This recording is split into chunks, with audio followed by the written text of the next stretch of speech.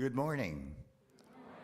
Welcome to the Unitarian Universalist Congregation of Asheville, where we gather in a community of love and respect.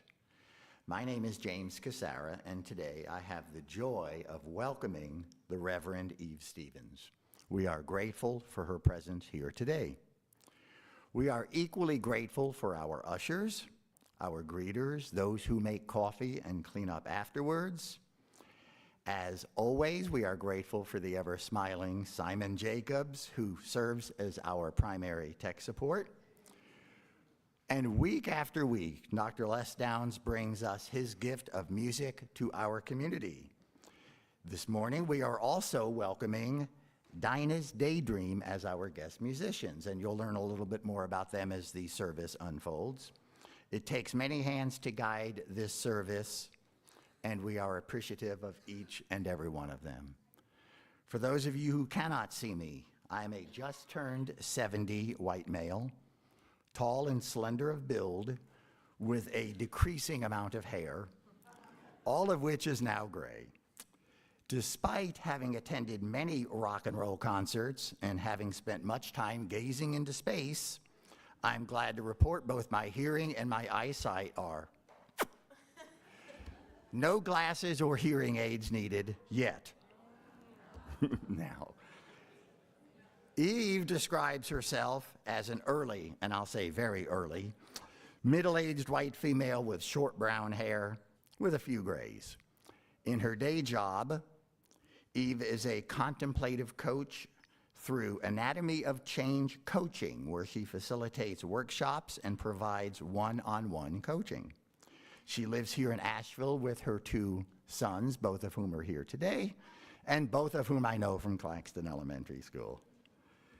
As we gather, know that whoever you are, wherever you come from, whomever you love, however you identify, and wherever you find yourself on this journey through time and space, you are unequivocally welcomed here.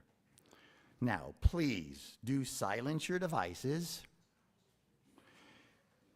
center your hearts and your minds, and prepare for worship.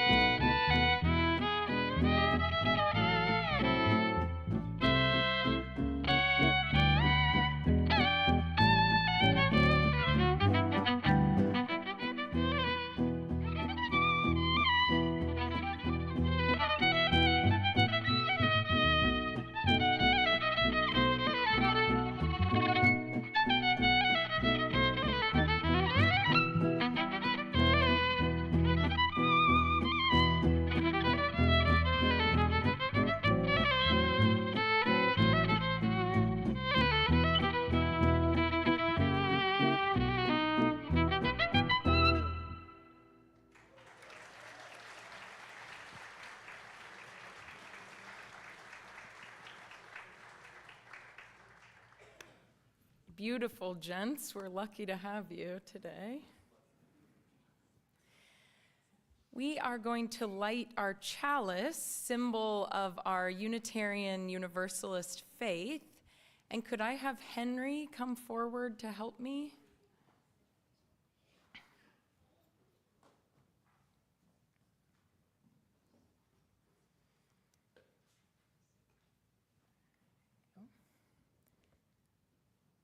We gather again in community to sift through the wisdom of old and make it new again.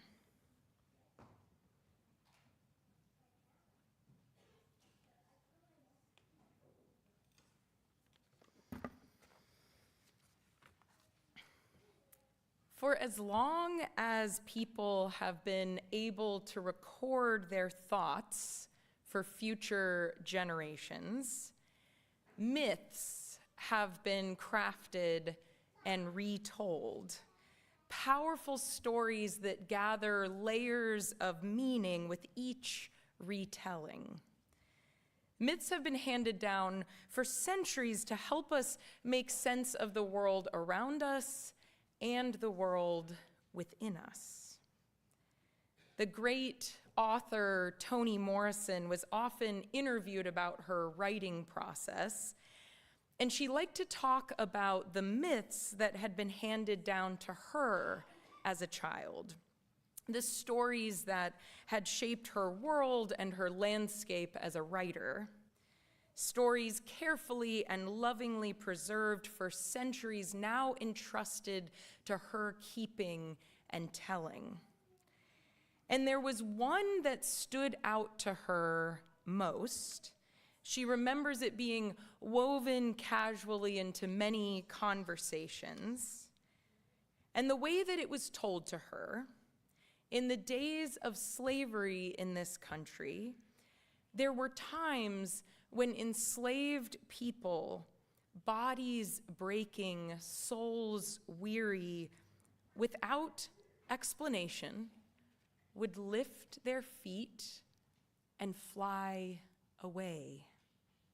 When she grew up, Morrison read all the stories she could find by formerly enslaved people. And throughout the narratives she read, whenever someone was asked, "Did you ever see people fly?" Morrison says a common response was always one of two things. Either they said, "No, I didn't see it, but I know someone who did," or they said, "Yes, I saw it." Morrison concludes, one thing that must be said about myths is that they are true, no matter how bizarre they may seem. We are going to sing together now.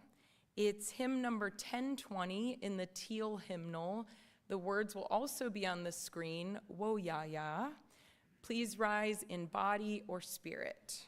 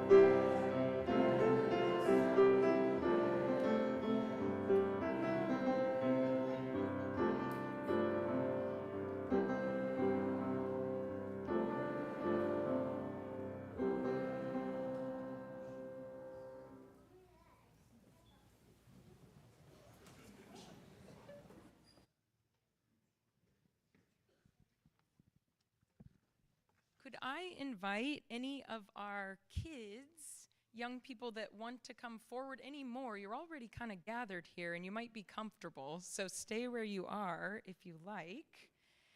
I'm Eve, and I'm so grateful to be with you today.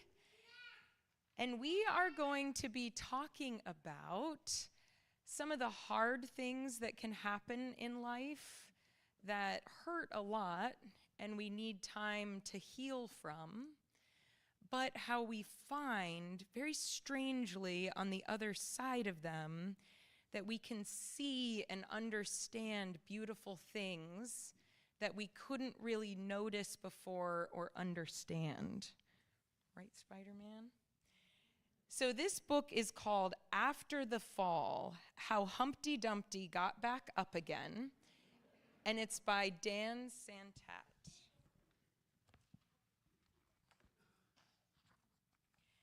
My name is Humpty Dumpty, and this is my favorite spot, high up on the wall. I know it's an odd place for an egg to be, but I loved being close to the birds. Then one day, I fell. I'm sort of famous for that part. Folks called it the Great Fall, which sounds a little grand. It was just an accident, but it changed my life.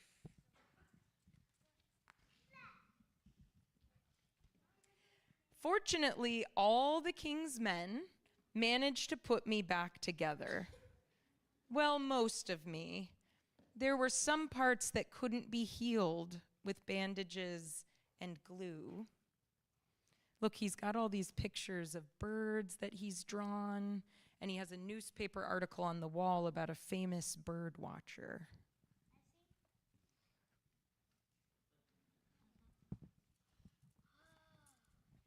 After that day, I became afraid of heights. I was so scared that it kept me from enjoying some of my favorite things. And look, he can't reach the Rainbow Bites or the Just Marshmallows cereal. All he can reach are twigs and berries, fiber flakes, and flax. So that's tough. Poor guy. I walked past the wall every day, and I would think about climbing that ladder again. I really missed the birds and being high above the city, but I could never do it because I knew that accidents can happen. I eventually settled for watching the birds from the ground. It wasn't the same, but it was better than nothing. Then one day, an idea flew by. Looks like a paper airplane. Making planes was harder than I thought. It was easy to get cuts and scratches, but day after day I kept trying and trying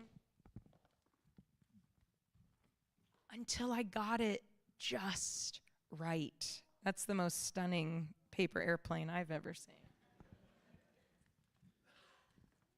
My plane was perfect, and it flew like nothing could stop it. I hadn't felt that happy in a long time. It wasn't the same as being up in the sky with the birds, but it was close enough. Unfortunately, accidents happen. They always do. I almost walked away again, but then I thought about all the time I'd spent working on my plane and all the other things I'd missed. I decided I was going to climb that wall. But the higher I got, the more nervous I felt. I didn't want to admit it. I was terrified.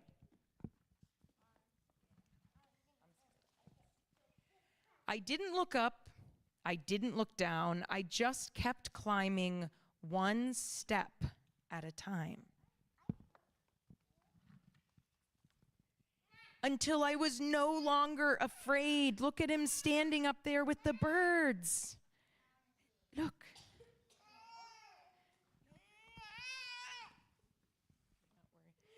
Maybe now you won't think of me as that egg who was famous for falling. Oh, he's starting to crack open. Crack, crack. Hopefully you'll remember me as the egg who got back up. He's cracking. He's really cracking up.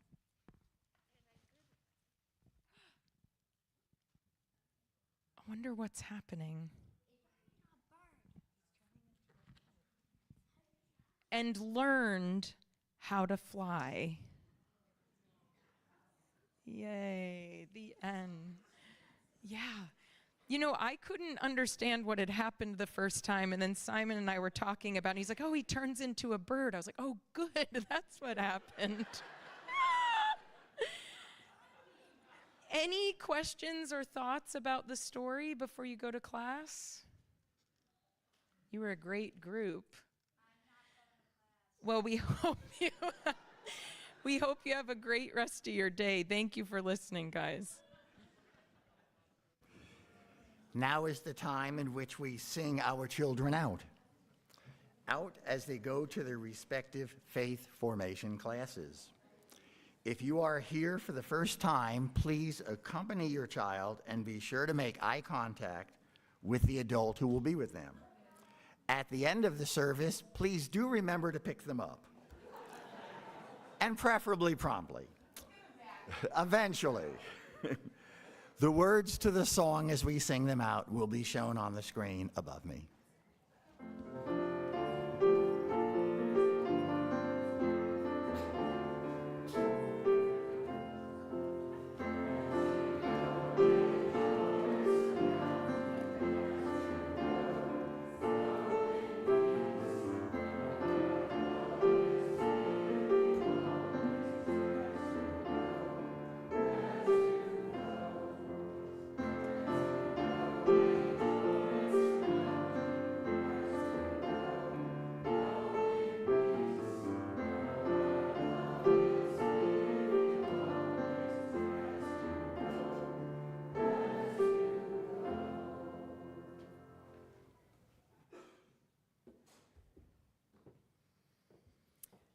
Would you all be with me in a time of meditation and prayer, noticing your seat, the weight of your body, if you're comfortable closing your eyes, and just starting to draw your breath in through your nose and out through your mouth.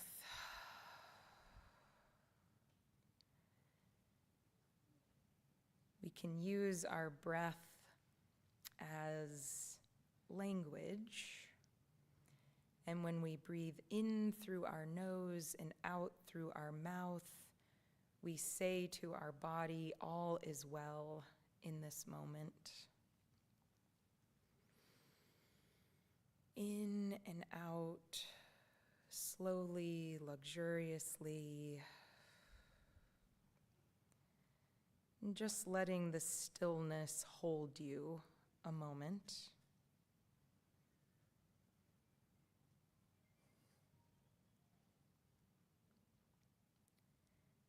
And just noticing what unique gift or message the stillness has for you uniquely today. Whether it is gifting you rest, or ease, or perhaps holding a vast space so that the thoughts and feelings inside of you can ping pong this way and that as needed. Or is the stillness like a hug around your body, steady and comforting? Breathe in and out. Notice the stillness in your ears, on your skin.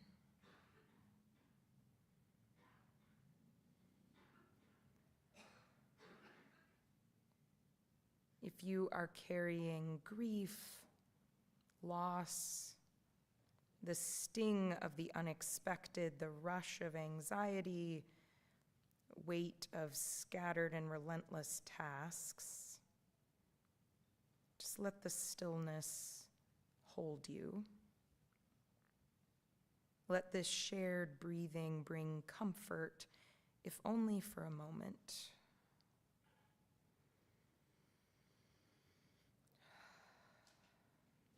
If you are carrying a new confidence, more shiny than you were yesterday, infused with the small, pleasant happenings of your week, let this stillness help you savor. Let the breath of this community draw you closer to your joy.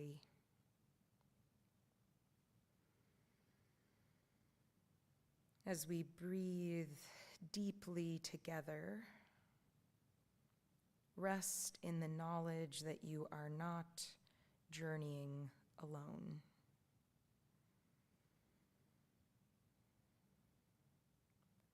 Amen.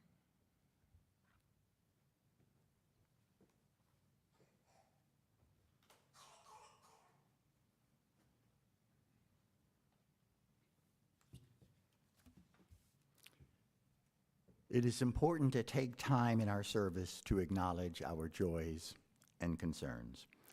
Our ritual of water and rocks helps establish those cares that are weighing heavily upon us and give an opportunity to celebrate those things that help lighten our burden. I will add salt to brine the water and flowers to represent the joyful parts of our life. As you come forward, please take a stone from either of the baskets on either of the side. Come forth, add a stone as you wish to either of the baskets.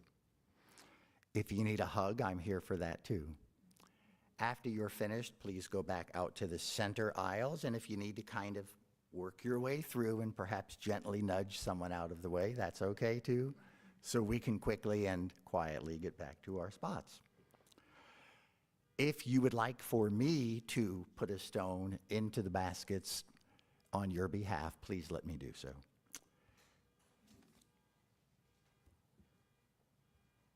We will now share our joys and sorrows.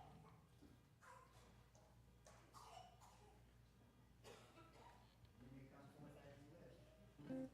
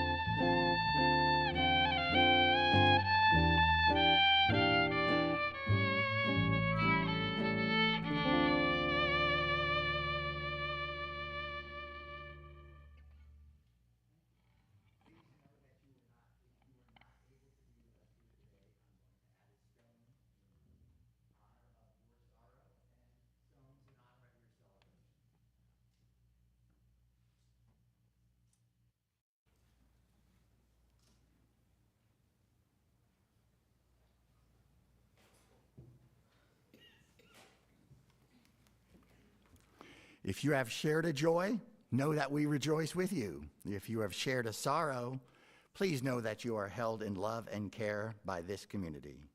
I've already added the last rocks, but please know that you are in our hearts and in our joys. Thank you.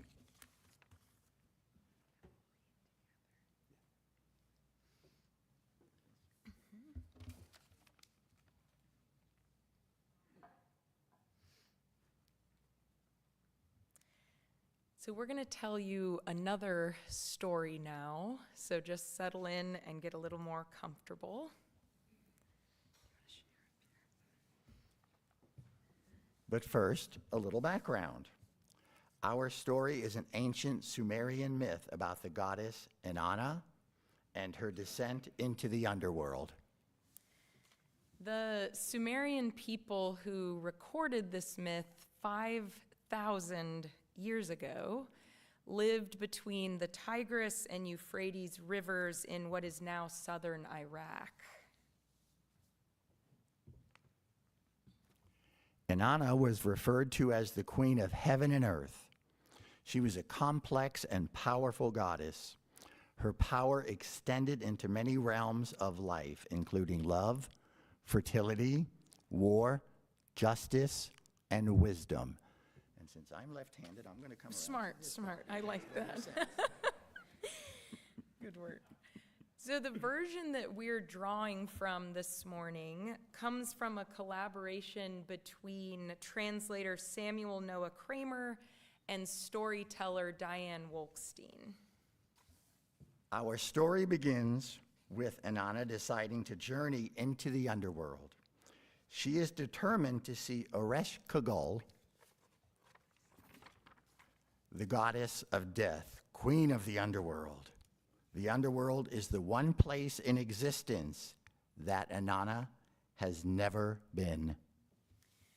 In preparation for her journey, Inanna gathers all the symbols of her power: her crown, her necklaces of deep blue beads, her royal robe, a shining balm she wears around her eyes, a breastplate of armor, a gold ring, and a lapis measuring rod.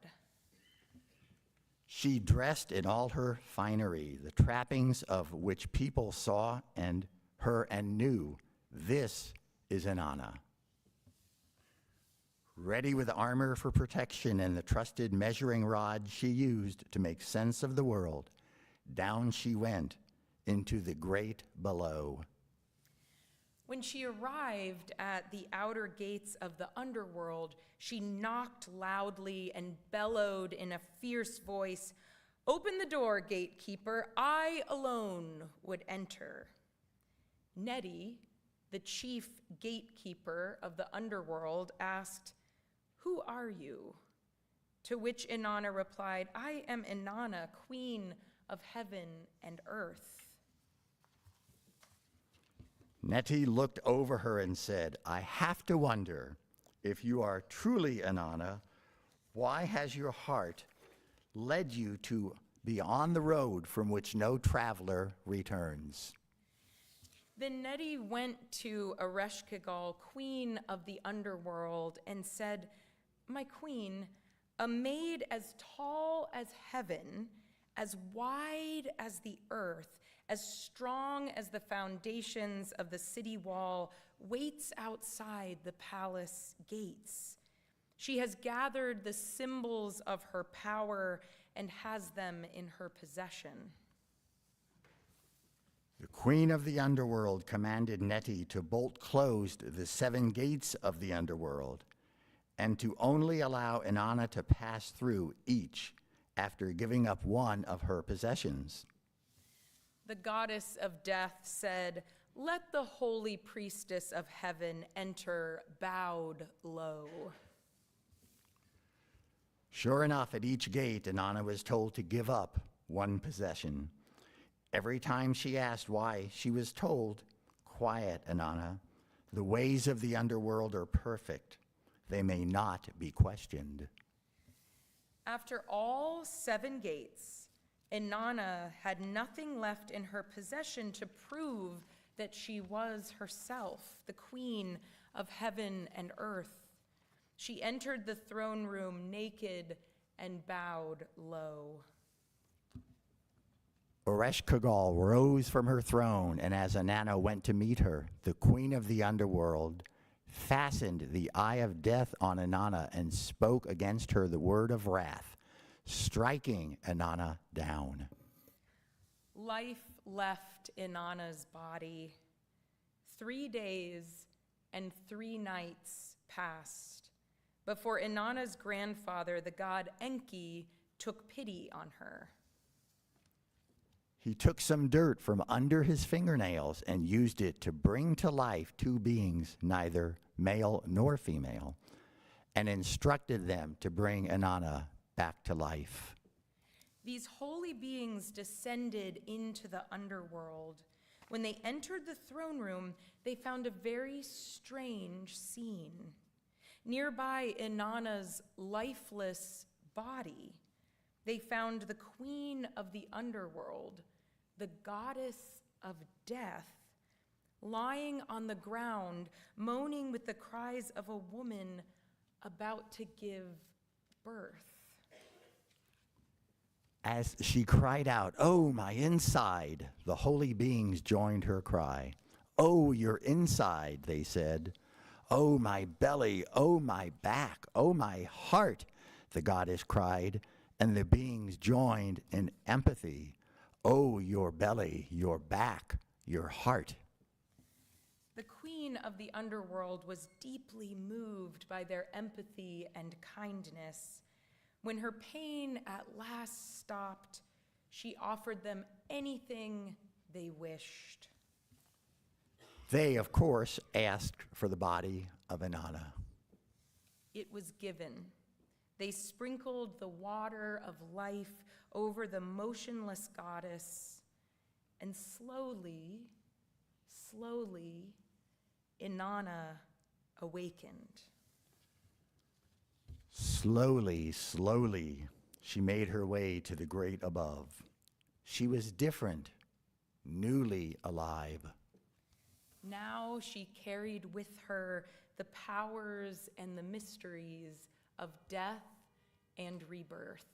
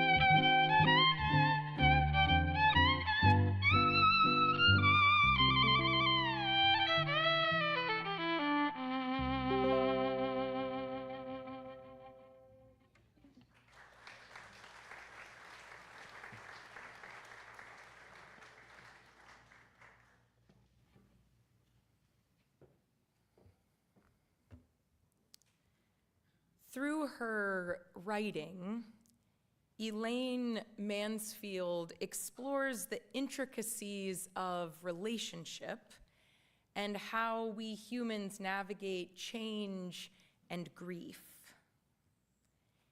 In one essay, Mansfield tells the story of her husband Vic's cancer diagnosis. After receiving the heavy news, Mansfield and her husband sat waiting in an examination room. The hum of the lights and a sterile white glow folded in around them. It was disorienting. Mansfield could hear the sound of her own heartbeat in her ears as she tried to keep her voice steady and even. Mansfield writes, "I had arrived in the oncologist's office armed with my notebook, my list of well-informed, rational questions, my suggestions, and my fierce resolve." In spite of her careful preparations and fierce resolve, Vic received a terminal diagnosis, and the life she had known began to come apart at the seams. Mansfield was pulled deeper and deeper into the possibility and then the inevitability that she would lose her husband. "As long as Vic lived," she wrote later, "I knew my position in the family and in the community. I knew who I was." After Vic's death, Mansfield descended deep into her grief, down and down. And as she did, she lost parts of herself along the way. After his death, she says, "I lost my role as wife, partner, and lover." She had been a women's health counselor, but could no longer find the motivation to work. For months, she was stuck in a blur of monotonous, difficult, listless days. There, suspended in the great below, she waited, all but lifeless.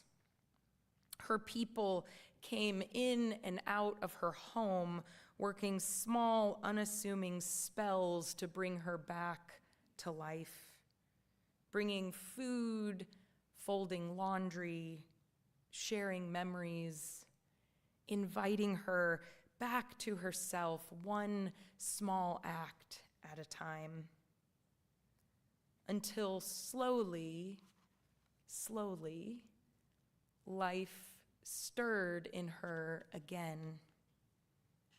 Slowly, she recognized her own experience in others. Friends shared their own stories of grief, of losing and regathering parts of themselves to create another life entirely. Slowly, she found her way back to the living. And as she did, a new creative energy flowed through her, unlike any she had known before. Story after story poured out onto the page. She emerged from the depths, seeing what she hadn't seen before, overcome with a desire to share with others what she now knew about what matters and what doesn't, about fear and finding a way through it, about gratitude for ordinary days.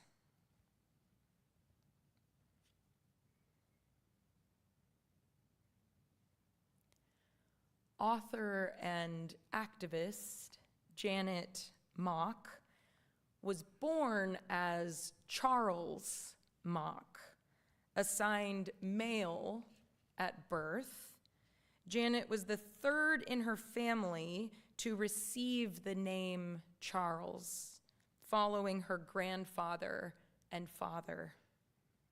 It was a heavy name to carry. As a small child growing up as a little boy in Hawaii, Janet sensed another world inside. The little boy on the outside was someone else entirely on the inside.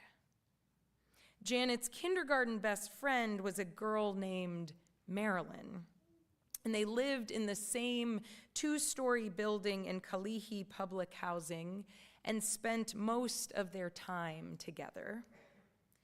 And one day, they were lying outside on the grass, playing truth or dare. And when it was Janet's turn, Marilyn dared her to steal her grandmother's muumuu from the clothesline, put it on, and run to the park across the street and back. Janet accepted the dare, and this little boy slipped into this large dress, much too large, and started to run.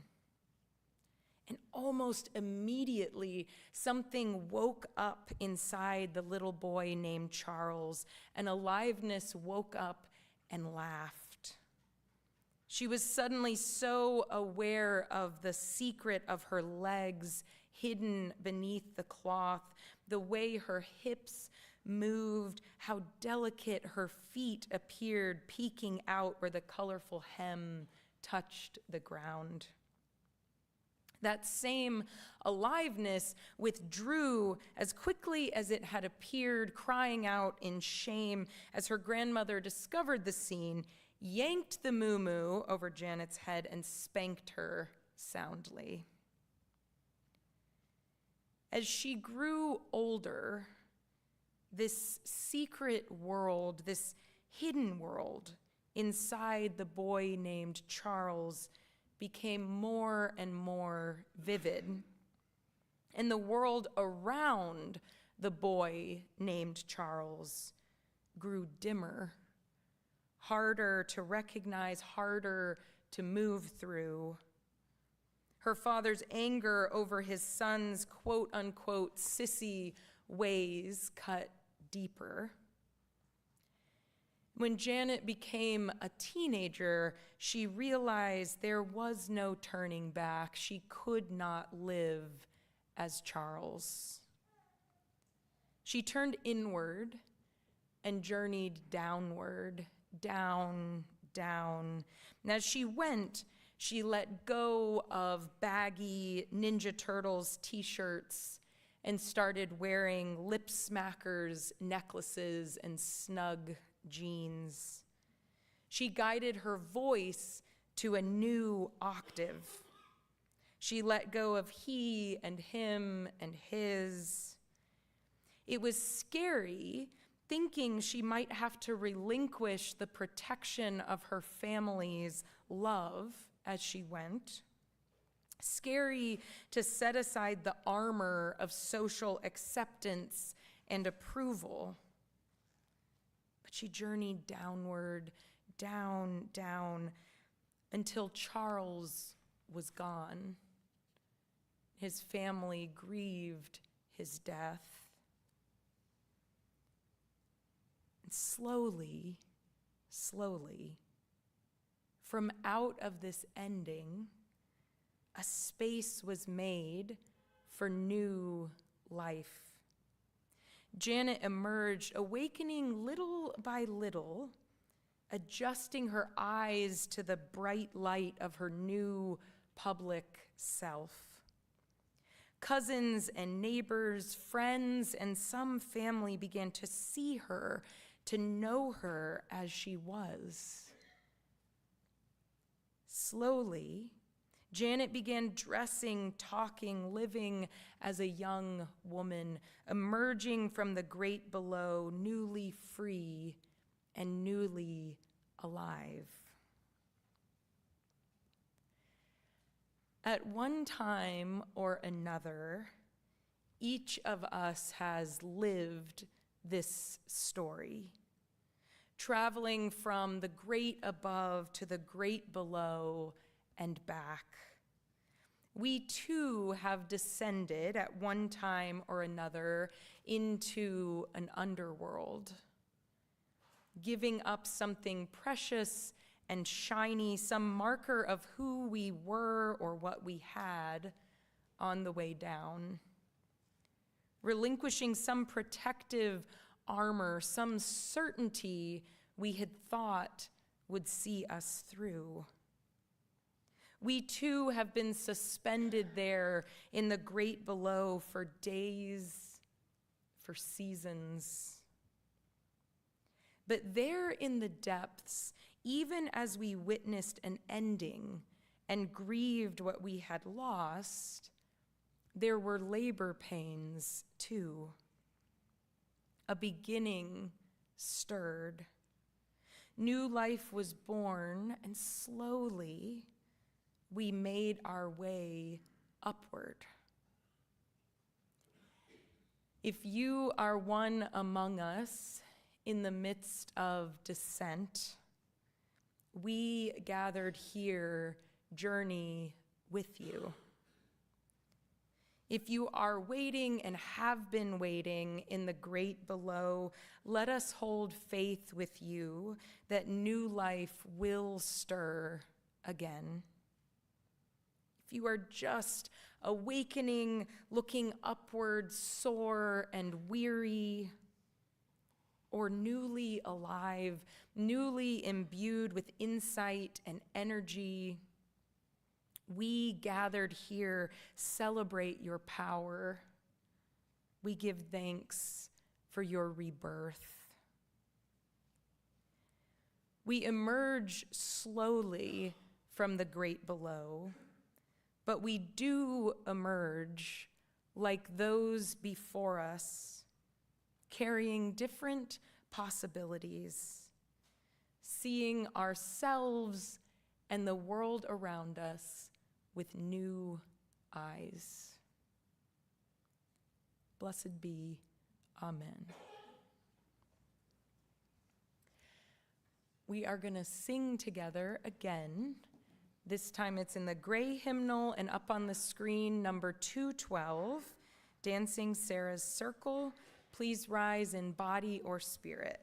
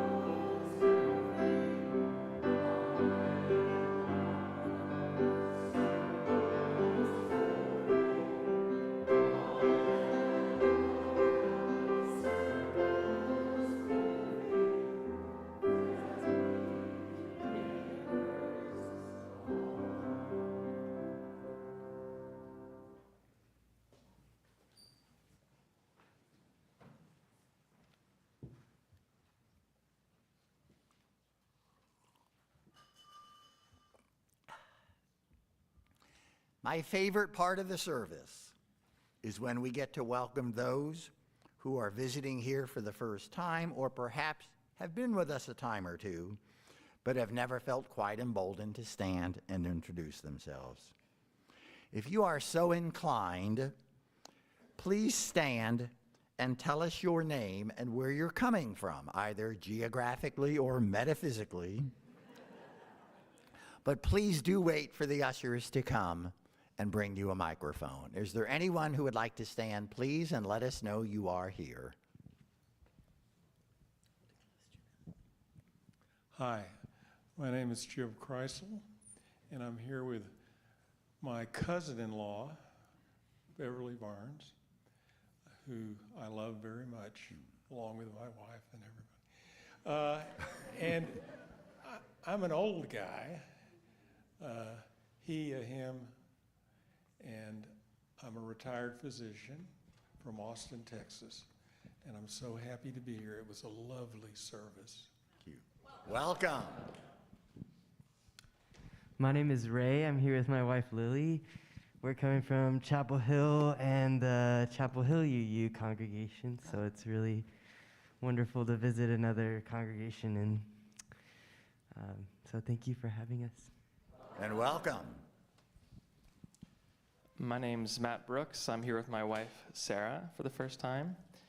We're from Asheville. We moved from New Jersey 1 year ago, first time here, and very much enjoyed the service and the sermon. Thank you. Welcome. I'm Penny Wallen Creel, mother of Lauren Creel, your administrative assistant. And I am returning here after a number of visits from Springfield, Illinois, and bring you greetings from the Abraham Lincoln Unitarian Universalist congregation. Welcome. Anyone else? I'm Jazz Randall. I'm here with my husband and baby. They're outside. And this is my second time here, and we're from Asheville. We moved here about 1.5 years ago from Seattle. Welcome. That's him. All right. Thank you and welcome to all who have stood up and shared. Over by the door is the Reverend Trevor Johnson, who serves as our Connections Coordinator. After the service, if you have questions, please go see him at our visitors table. Those of us who regularly worship here know what to do as we gather for coffee and conversation, greet our visitors, and strike up a friendly chat with at least 3 people that you've not spoken to in a while. In doing so, I have learned so much about this community and the diversity of experiences and thoughts that we have here at UUCA. So thank you to all who introduced yourselves. The work of the congregation doesn't begin or end here on Sunday. Our announcements run across the screen prior to the service, but during the week, there's a multitude of events that are taking place, either at this location or beyond our 4 walls. Please see the weekly e-news sent out every Thursday to stay informed. If you wish to receive the e-news and you're not doing so, please visit our website, come see me, or send an email to information@uuasheville.org, and we will be certain to get you on that weekly e-news. This Sunday's lovely flowers are given by Wanda Lanier in memory of Russell Bloom, an extraordinary friend who dedicated his life to helping refugees and immigrants. Thank you, Russell, for your work, and thank you, Wanda, for the flowers. Please bring your attention to the slide up on the screen. If you have a spiritual or a humanist side question that you would like to be considered for the Question Box Sunday, taking place on July 26th, please email them to Reverend Audette at revaudette@uuasheville.org by the evening of July 21st, giving her plenty of time to consider them. This seems like a great opportunity to generate some meaningful and thoughtful discussion. And we have another special announcement from Jim Gamble, who is going to come up at this time and share with us some information. Jim?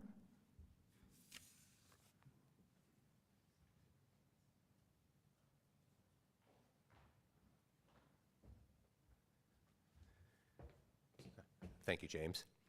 And thank you, Eve, for indulging me to just share a very, very brief update. If you've been following along with the long-range planning team, who's planning out long-range facilities needs for our congregation, we just this week received information that FEMA has approved our application to buy out 23 Edwin Place. I take that applause as a very positive response. Thank you. We will be meeting with FEMA to discuss the terms, timeline, et cetera. And I do want to emphasize that no action will be taken until we have a chance to call a special meeting of the congregation, present all the terms, and then get your vote. And if we get as many applauses then as we did today, we'll probably move ahead. But I just wanted to give you that update. And if you have questions about this, you can see me after the service or email me. My address is online. Thank you.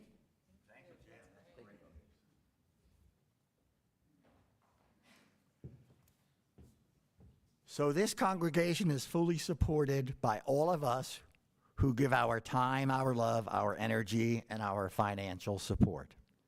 We are the ones who make this happen.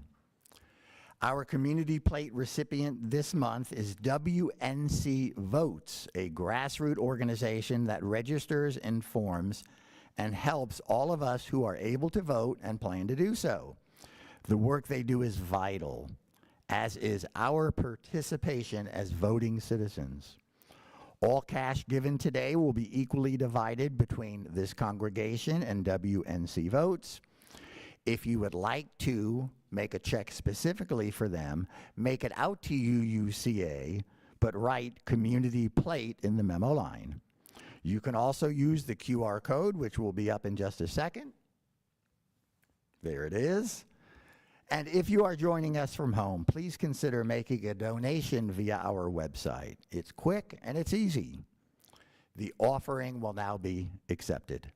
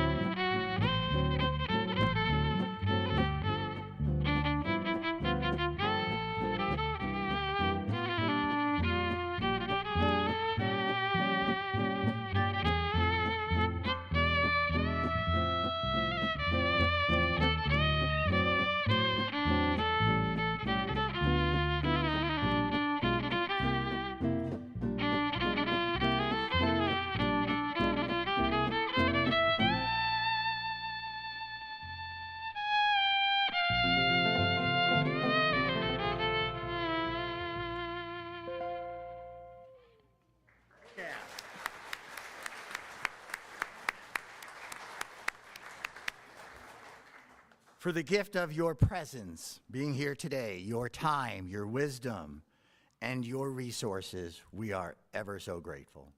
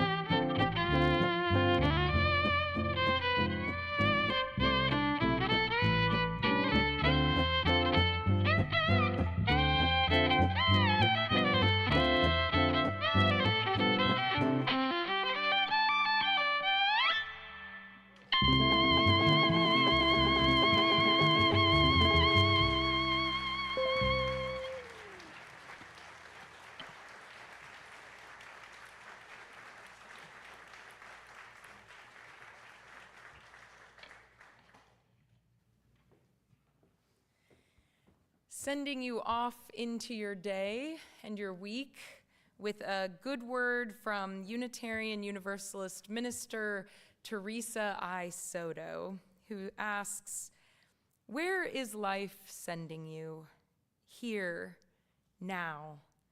Whether your task today is to work or to heal, to rest or to play, together we make the journey much more possible than alone."